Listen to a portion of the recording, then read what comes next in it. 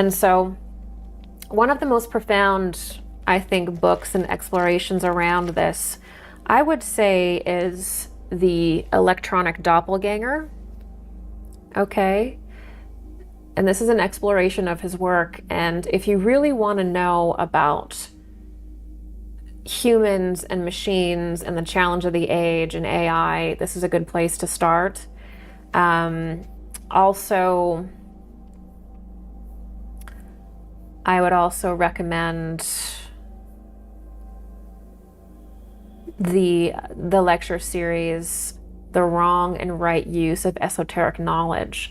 That's a 3-lecture series where he talks about dark occultism, and he begins to reveal sort of the trouble that we're in with, you could say, fallen spiritual entities seeking to influence humanity through machines, operating through electricity, right? Because you have to understand that we are electrical beings, right? That you can get an electrical read of your body. It's called an EKG. And so spiritual entities can live in electricity and magnetism. And they don't necessarily need a form totally, but they can influence through that. It's sort of like, it's why a lot of technologists will stand right up in front of you, like Elon Musk did this at a university, and he quoted, I think it's Isaac Asimov, a science fiction writer, and said that you can basically compare technology to magic. You can't differentiate them, because that's how these people see it. All right. And I'll tell you what, the highest kinds of technology, I'm not talking about a lamp that you turn on or even necessarily a computer that you turn on, but these advanced technologies that they're wanting to release today, you're not looking at just a device that magically gathers up energy from the unknown ether. You're looking at a magical device. And if we're going to be on the topic of Ahriman and the spiritual entities behind machines, we better talk about what free energy is and etheric technology, because that's a spiritual technology. And there's no way that those things should be ushered out into the public unless they are understood on a spiritual level, because they are a spiritual device. To look at something like that and just say, this is a material technology, is foolishness. It's foolish. It's not. Okay? Turning on some of these devices that they have out there that haven't been released because of this reason is not like flicking a light switch on. It's not like combustion. There are spiritual entities that can begin to work with humanity through these devices. And that is very much, again, part of this Aquarian age that we're in, is we have to confront technology. But there's no way that we can confront what's coming from a strictly economic standpoint, from just a purely materialist social standpoint. We have to go forward with the spiritual knowledge of technology, the potentials of it. And it doesn't mean that we can't have nice things. It doesn't mean that we can't have advanced devices. It means that we have to understand very precisely what we are dealing with, what it's doing. Not from the materialist perspective, with people just feeling around and guessing because they have no spiritual perception and no idea, but actually understand what they are. Okay, so this is also part of the Harmonic Age, is rushing people into a relationship with technology when they don't have the level of critical thought, the level of individuality, a level of spiritual perception to actually properly interact with these things. All people have is like a bad feeling in their stomach, but they don't know how to explain it. We're unprepared. That's the reality. So part of becoming prepared is being able to discuss the spiritual, esoteric, objective reality of AI, of Ahriman, of certain kinds of demonic entities that work through devices. And you'll find that this is actually nothing new, despite people using technology. This idea of incarnating an entity into a form is as old as time. It's called the rite of the golem, or the rite of the homunculus. Okay? So the golem is a form created by man out of clay in Jewish mysticism. And the magician can basically animate this form that he's created by summoning into it a entity or creating an egregore and putting that kind of sentience in it. So it's not sentient like a human is sentient, but there's these sort of elementals and subnatural beings that operate in it, and they do the creator's bidding.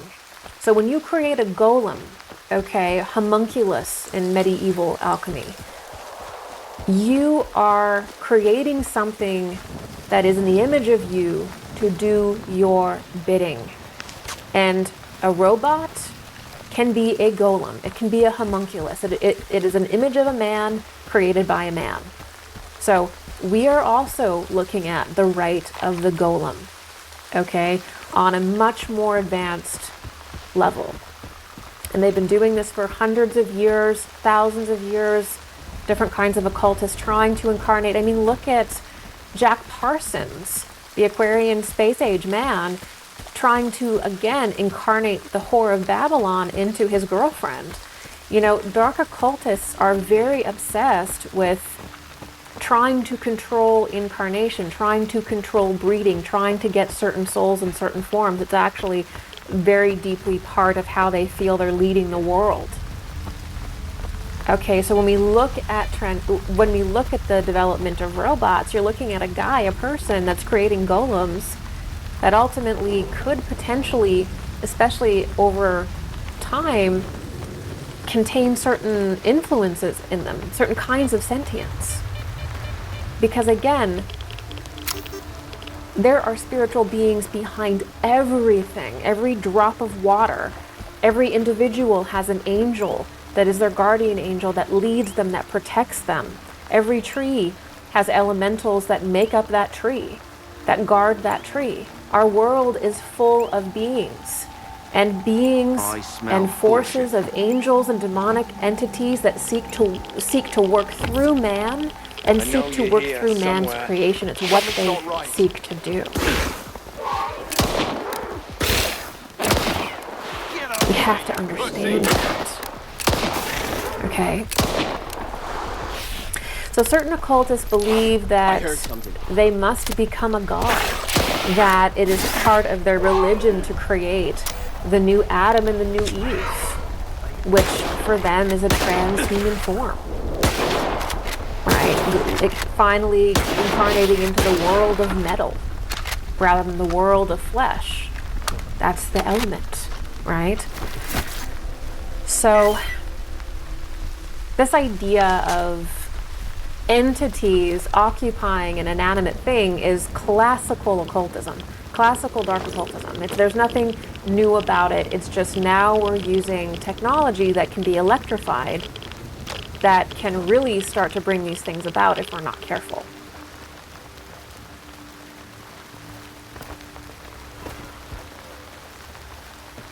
All right, so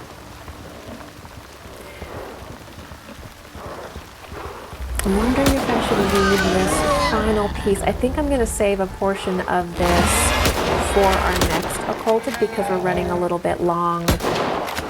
So I'm going to save a portion of this for another episode, and I'm going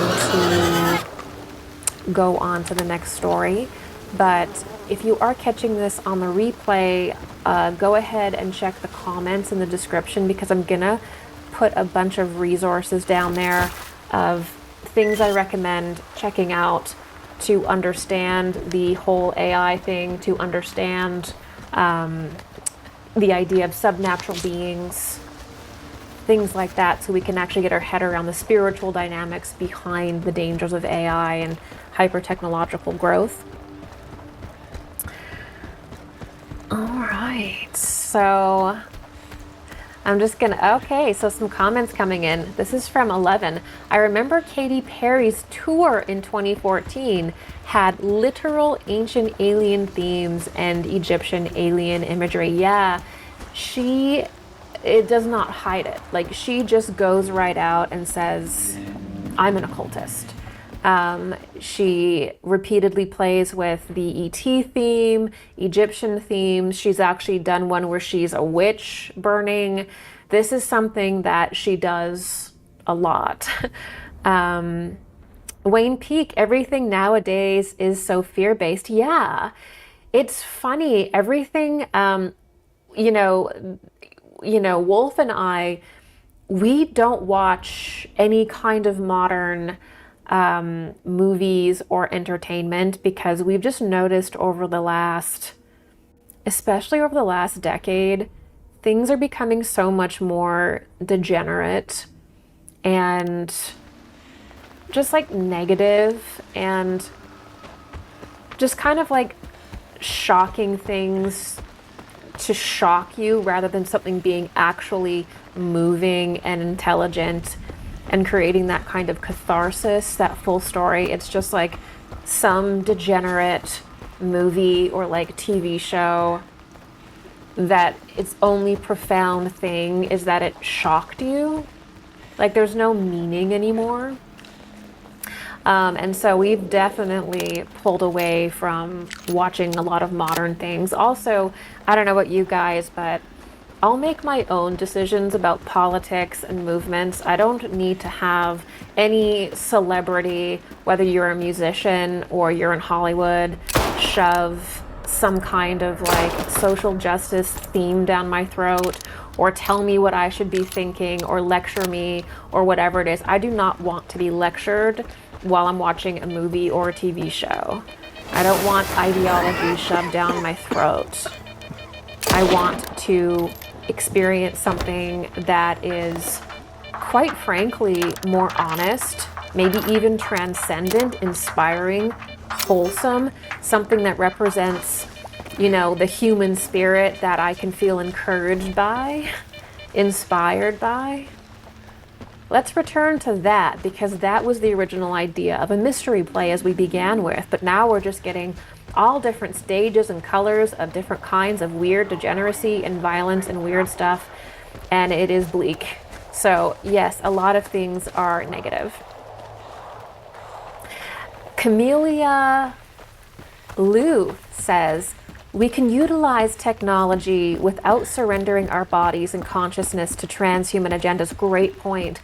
So this balance is so important, because it's not that we have to run to the hills because humanity is becoming captured by technology. That's an extreme. It's not like we have to move back into some agrarian type civilizations. We are meant to use the technology and develop the technology in a healthy, empowering way. But the only way that we can do that is by actually understanding the principles of what we're dealing with on every level, on the material level and the spiritual level. So, there is obviously incredible uses for technology, even very advanced technology. But again, it is unethical to introduce things to people when they don't fully understand what they're engaging with, right? Now, dark people will use their knowledge and technology as a way to suppress people. Because if technology gets a hold of society too fast, you have a bunch of you have a technate.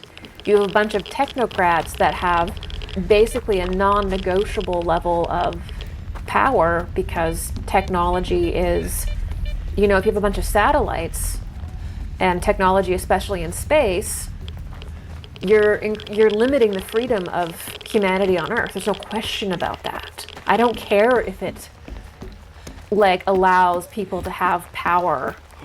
What are we doing? Right? We're focusing on the most material level of technology. We're never going beyond it. And it's leading people to have a negative relationship with it because they don't understand the full picture. Right? And so, yes, there is a positive path for technology, which is what I'm arguing for. But the only way we can get there is through actual knowledge of what we're working with. And I've also spoken about the higher path of very advanced technology, and we can look at that through earlier civilizations in which we had it, like Atlantis. There is a higher path, but we have to get there through proper education and discussion and courage and bravery. What you want? Okay, this is from a member. I was just talking to my mom about this earlier today. Everything is so sexualized too. The shock factor is high. I know, it's like I had to watch some, pop star performances, and they're all just pole dancing and writhing in cyborg costumes. They're sexy, and it's just we're gonna get into this in another episode of Occulted, but the reality here is that when it comes to energy that occult rituals need, the most basic form of that is female sexual energy. So if you have a dark occult organization, you have usually men which wield the occult power, exert the occult force, and then you have the females which create. And in dark occult, through their sexual energy, their creative energy becomes the substrate in which the ritual is done. And so when we have this culture of OnlyFans and of, horny pop stars writhing around in metal hats and space god, this is just women releasing their sexual creative energy, not realizing that it's absolutely being probably harnessed by various individuals as a substrate, as a magical substrate that's being used. This is why OnlyFans is popular. This is why as soon as you get into Hollywood or wherever, you have to do the naked stuff. Because you have to contribute and give your sexual energy, which is creative energy, which is the substrate for magic. It is the substrate for spiritual connection in the Babylonian way, not in the ways after that period. There's a different spiritual process in the feminine after that. When you get the incarnation of Christ, especially, things change. But in that old system, it's all through sex. Okay, it's all through taking the sexual energy, especially of women, because it is creative. It is how life is brought into this world. Men don't bring babies into this world. I don't care what you say, they don't. Women do. Women have a womb that is formed naturally in their body, and that womb is part of the mediumistic structure that allows them to be mediums for the spiritual world, and oracles and sibyls and pythias. Stay away from Eugene. And so when you have these dark occultist weirdos wanting women to just be these writhing, sexy things, they're just getting women to pour their sexual energy out into the world so they can use it in occult rites. It's very obvious.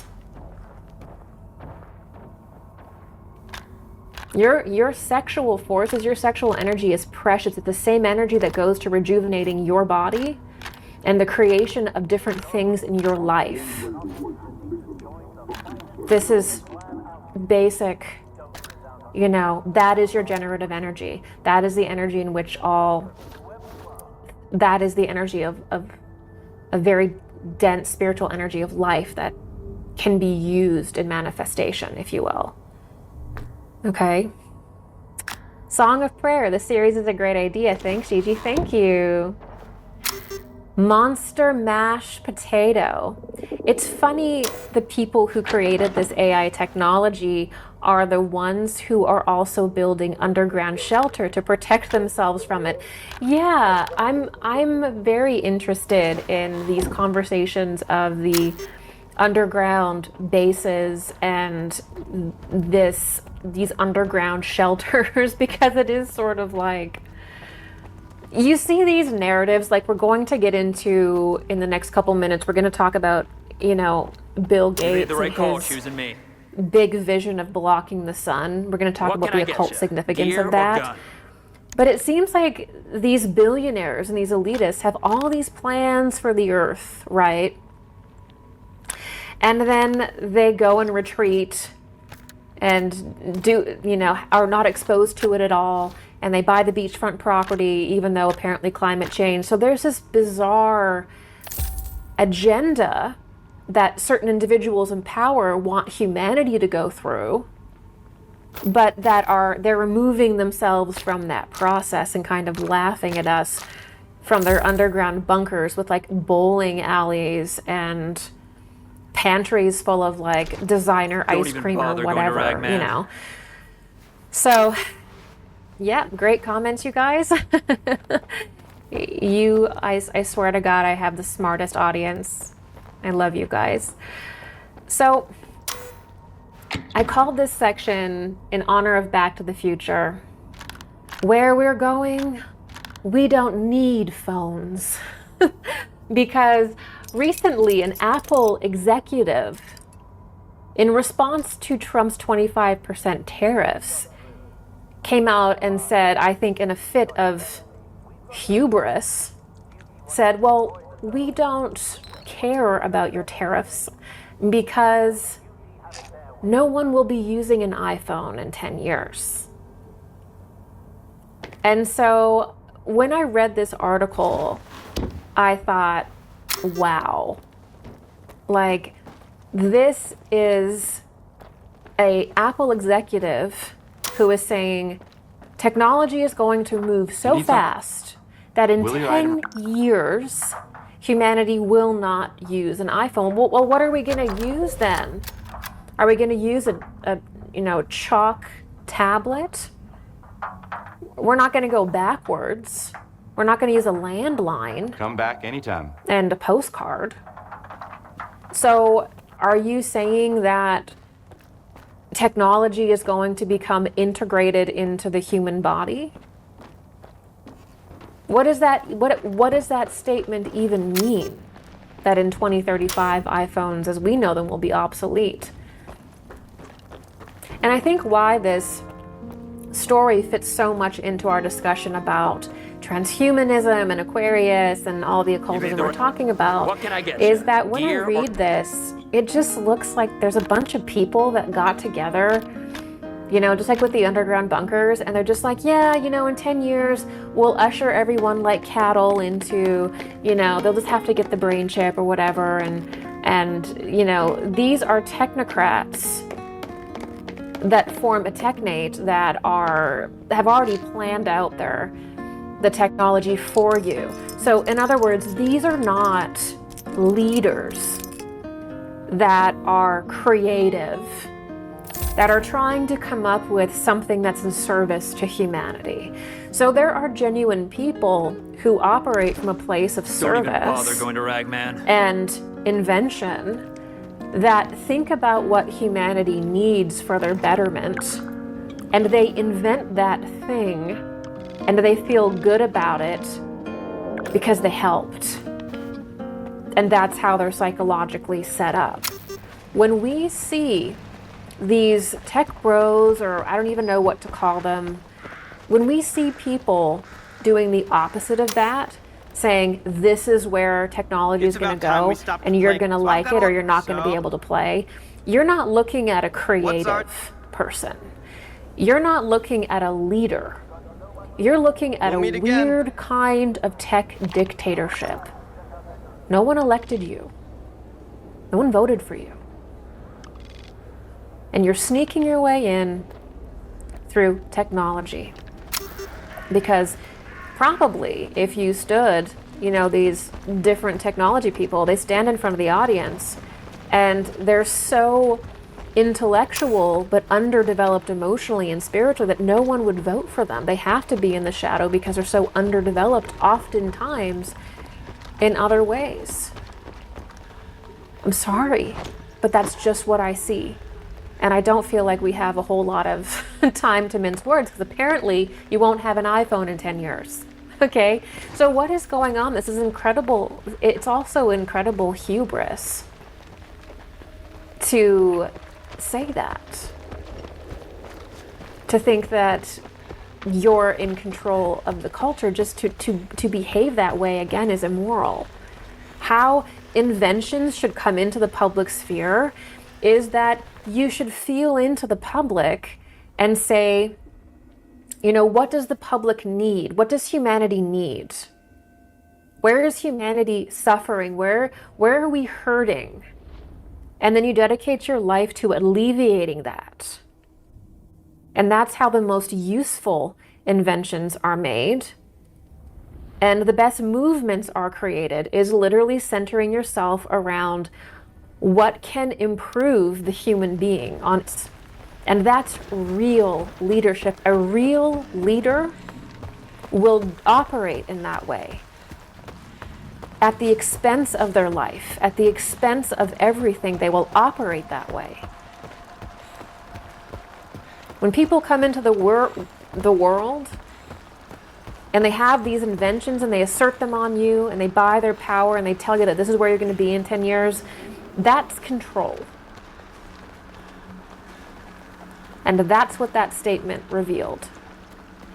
Okay, we all love our computers. I'm working with an Apple right now, but I just wanted to draw attention to that hubris on this episode of Occulted because I think that this is something we need to take a little bit more seriously.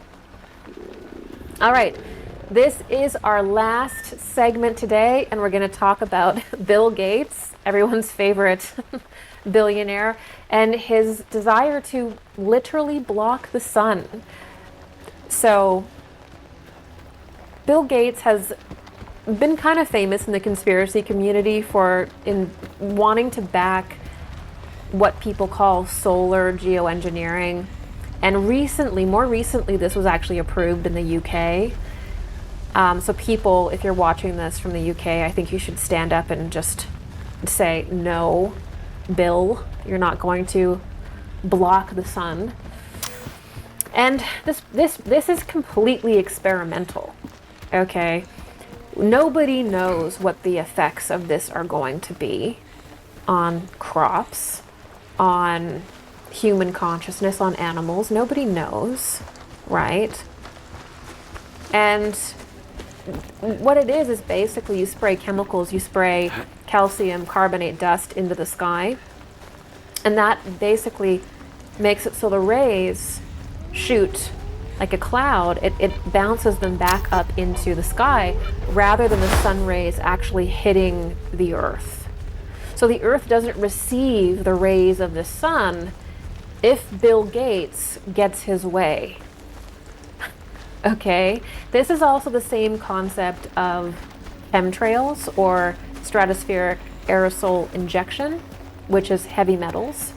So it's like there's parts of the government and these individuals that do not want the sun to reach you, to reach the earth. They literally want to block its rays from hitting you, okay?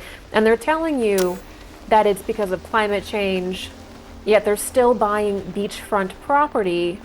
They're still flying in their mega jets. They're still driving their mega yachts and taking no responsibility onto themselves for actually doing anything.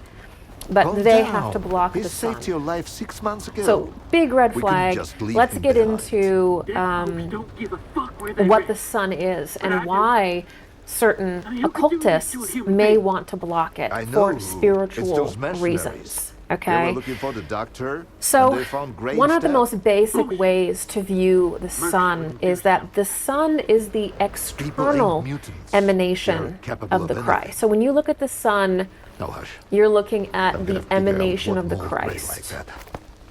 Okay, the Christ being, this is the experience. The Christ is the way, the truth, and the life. We get all life from the sun. Spiritually, the Christ also in this is the way, and an aspect of our own consciousness is united with Christ in the sun. So remember when I was talking about the process of death and reincarnation moving to the planetary spheres? Well, we actually have an interaction with the Christ when we move through the solar sphere and descend back into incarnation. We also meet our true self, which is bound with the Christ. Okay? So Christ holds a part of us, and we're part of him. Okay? I'm looking for Strelok. So our relationship with the Christ is incredibly important for our development. I don't know why you need Strelok, but finding the doctor ain't exactly a walk in the park either. And when we completely realize the Christ within us, it leads to eternality or immortality, in which we no longer have to incarnate over and over again. Okay? So the cessation of incarnation and complete memory and realization is when you can integrate the Christ fully into your body. If he didn't help, okay? So the sun is raying out, as part of its physical rays, also spiritual energies that are within its rays. It can get much worse. And so when you block it, you're blocking nobody really knows where he's an aspect of the Christ from hitting the earth and hitting all beings on the earth. I mean, I can't think of a more antichrist behavior than that. That's antichrist behavior. You're an idiot, Harnett. It's anti-sun The doctor saved my ass once. behavior. And I've been in the haunting business around here for a solid decade. What's going on? So where should I start looking for it? So Ray was gonna stake out a place where the doctor was spotted one of the before. things that we receive from the sun, from the radiation of the sun in particular, is that when we experience it day after day, it actually slowly evolves us. So we actually depend on the external emanation of the sun or the Christ to help us with certain parts of our consciousness and evolution. Okay? And then there's the internal impulse of Christ that operates within us, which we have had within us since the mystery of Golgotha or the crucifixion. Okay? This is the anthroposophical, esoteric Christian understanding. All right? So we have the internal emanation of the Christ in our heart inside of us that we received through the crucifixion, okay? And then we have the external emanation of the Christ that we receive through the Son. And they both work upon us, all right? And so the sun also changes in intensity over time. It shifts because it's emitting this radiation upon us, which is providing an evolutionary impulse for man. And so if you block that, you're preventing humanity from absorbing an aspect of the Christ into themselves that they need for evolution. And you're preventing humanity from evolving properly in tandem with the spiritual hierarchies, which are the cosmos. So it's cordoning us off spiritually and beginning to separate us from the spiritual forces of the sun, which we need for our own evolution. This is the same thing with this obsession that some people have with, like, we have to have a type 1 civilization, we have to have a type 2 civilization, we have the Kardashev scale, we have to eventually end up putting a Dyson sphere around the sun and completely strangling it and absorbing all of its energy and take all the solar energy to survive. This is just another incarnation of transhumanism on a cosmic level. Okay? And externalism and materialism, thinking that you need to, like, get off planet to survive. This is a sickness. This is a sickness of the materialist age. Okay? So all life gets its cue and information on how to evolve from the emanation of the sun And there's information in the rays that inform consciousness and creates evolution. So the next thing we need to talk about, if we're going to talk about the sun and the evolution of man, is rapture. So again, in this Aquarian age of space and technology, we keep thinking that we need to evolve by getting further and further away from ourselves and our planet through repeatedly externalizing and moving further and further away. Rather than going inward, we're trying to go outward to survive and evolve. And one of the biggest propaganda pieces is this idea of space colonization. Okay? The idea they feel is that the sun is going to eventually emit a flash or change, and it will destroy the planet. Okay? And the reality is that human beings have to stay on the planet if they want to evolve, because what is called rapture is the absorption of the earth eventually back into the sun. So humanity gets absorbed into the heart of Christ, into the sun, into the great sun being. And so if you're focusing on getting off planet and colonizing, you're avoiding your own development on the earth.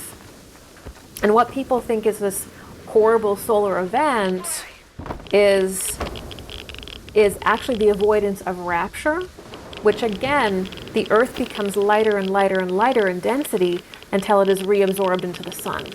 Okay? That's what is the biblical rapture. And the sun is the Christ, the body of Christ. Okay? So we have to understand that there are certain people in the world who have a very bizarre cosmology that paint the sun in a dangerous way. They see the cosmos as a chaotic, hostile place that has no meaning, that is a threat, that's an accident waiting to happen. Wait until the meteor comes or whatever it is. The cosmos is not that at all. Again, the cosmos is full of spiritual beings that work in tandem with man. It doesn't mean that you're not going to have debris or you're not going to have certain events. But it means that there are meaning to every single one. And that the Earth's destiny and humanity's destiny, if we can remain focused, is actually to evolve with the Earth and the sun and etherize, spiritualize with it. If you go off planet, you start messing around, you're not going to be there for the last phase of human and planetary development, which is the external impulse of the Christ, which is understanding the mystery of resurrection, which is all of that. You don't get that because you've abandoned the planet before you could experience that. And so there's something very sick about this fearful ideology that we have to get off world, because it denies rapture. It denies human evolution, and it denies a true understanding of the cosmos and what it is. These are things that we have to wrestle with. Bill, why are you blocking the sun when the sun is the external emanation of the Christ?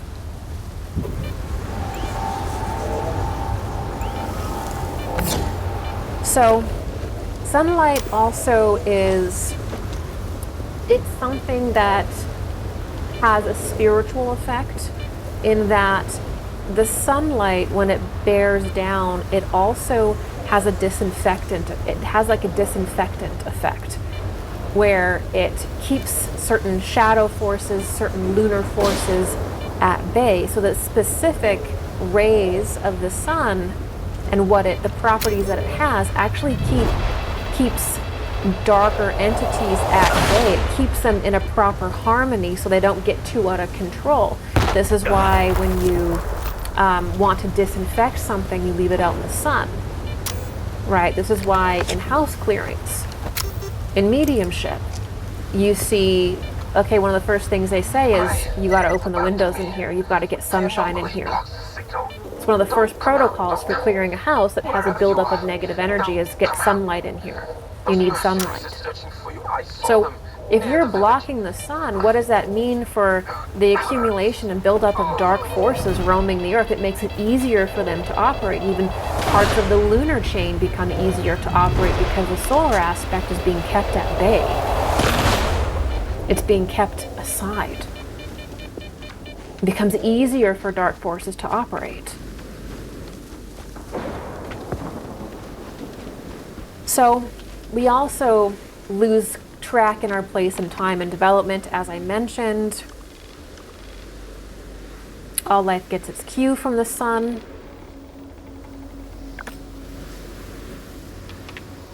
Certain technologies that they want to introduce, that certain factions want to introduce, also will not operate in the sun. Because there's a mystery to the technology, is that it's kind of based in an earlier period in which the sun was different. Some of the science behind it, and I know that sounds crazy, but in 50 years it won't.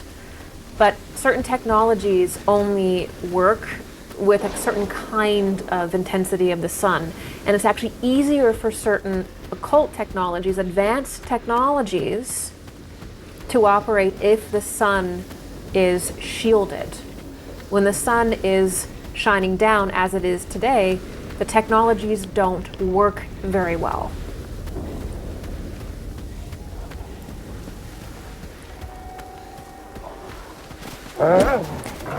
It needs a weaker sun. Okay, so add this into the equation as to why the sun wants to be blocked. Certain things in the technological space, the spiritual technological space, they don't work in the sun's condition now. The sun has to be blocked, which is why a lot of them work only underground at this point. So the surface of the Earth has to change. The kind of sun we have has to change because certain technologies don't work in the rays of the sun as it is now. All right, you guys, let's see if there are any more comments, and then we're going to close it out. Thank you guys so much for being with me today. This is from Scarlet Fire. Who do you trust, the sun or Gates? Duh. Well, I definitely trust the sun. Yeah, Bill Gates is a technologist, a billionaire. He's someone who enjoys social engineering. Elon Musk enjoys social engineering. You may like Elon Musk, it's fine, whatever, but he's socially engineering people too. We just need to be real about that. The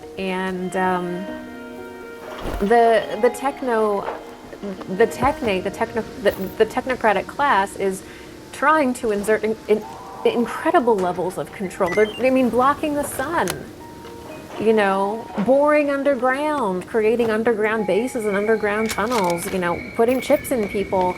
This is a level of social engineering that messes with the very foundation of the human being,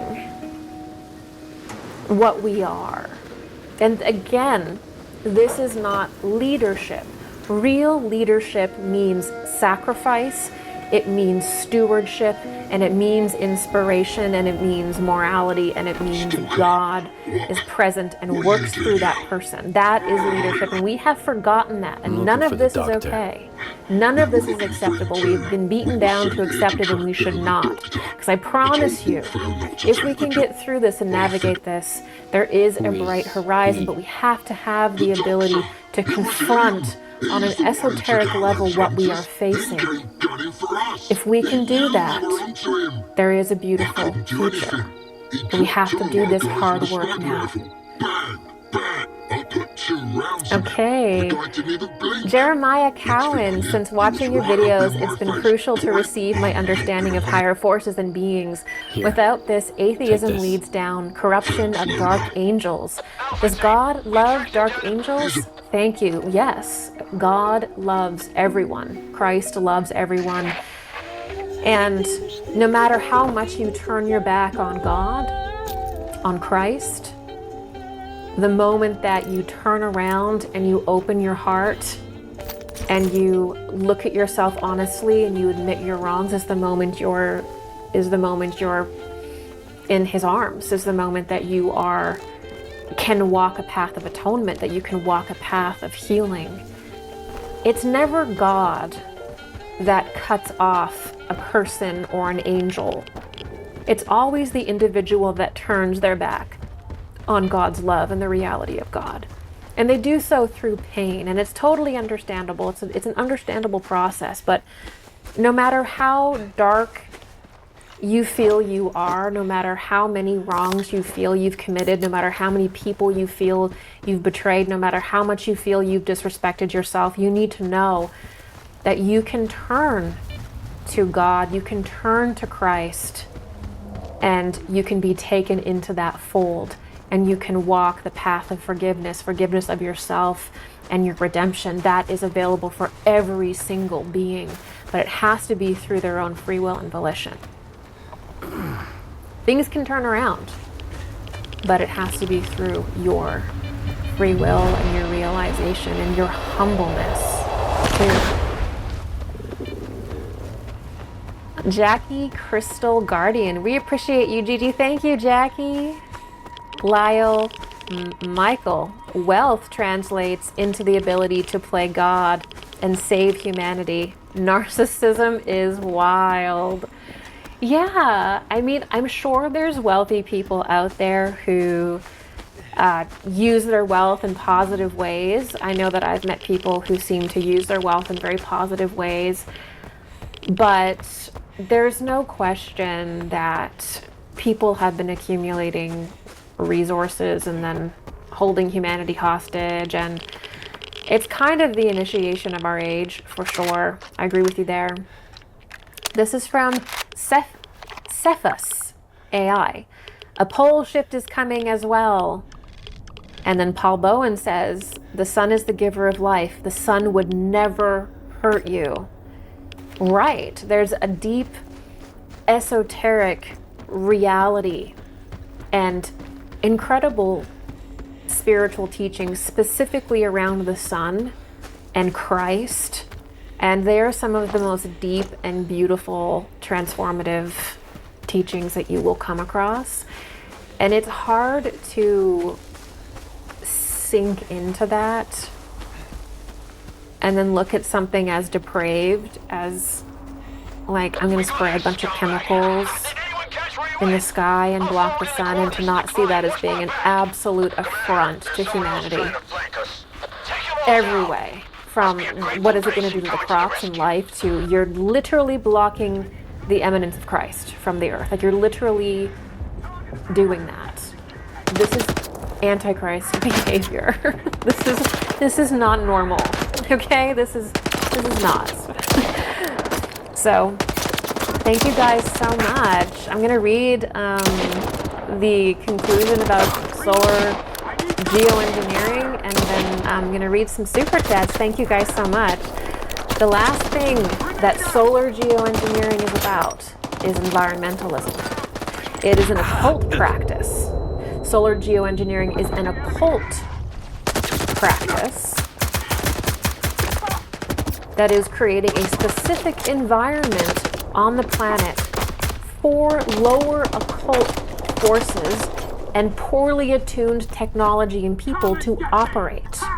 It's changing the condition of the planet for lower forces to exist. Okay? And the people that think they can wield it. It is creating an unnatural environment that is easier for dark occultists to operate and practice in. This is artificial. This artificial darkened environment in turn makes it increasingly difficult for humanity to spiritually awaken. All right, you guys, let's close out the night here. I want to thank any super chatters who have contributed. Thank you, Helena Red. Thank you, It's Me, Miss V369, EM, Mark Lingerfeld, and Sheriff R, and Kick and Magic. Thank you guys so much. It's been my absolute joy to sit here with you this evening and talk to you about Katy Perry as as presenting herself as the Babylonian goddess and metropolis and all of this. It's been my joy. If you enjoy my work, please do consider supporting me at ggyoung.com. I have a private community there and forums, and we play games. There is hundreds of hours of content just like this. We go so much deeper into these topics over there than I could do tonight. And also sign up for my announcement letter where I let you know via email when I'm going to be live so you can participate. My next live Q&A is going to be 6 days from today on my website. So if you do have questions, you have some time to get in there and participate in my live Q&A a week almost from today.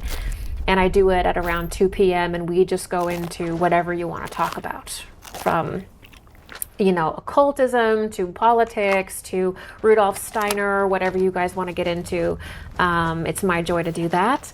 And if you have a tip for me, if you are occulted, if you have been noticing something a little funky going on with celebrities, okay, with the news, is someone blocking the moon now? What's going on? Let me know. Send it to me at ggyoung.com/occulted. And send me the article, and I will compile these articles, and we'll come back right here another day and get into the occult significance of current events. So please mark that on your calendar. I'll let you guys know when I do another one. And that's it. You guys have a great evening.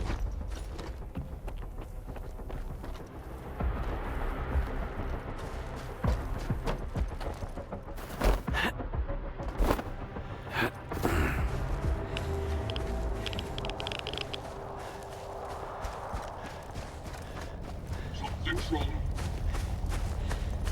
I'm moving. Support me with your fire.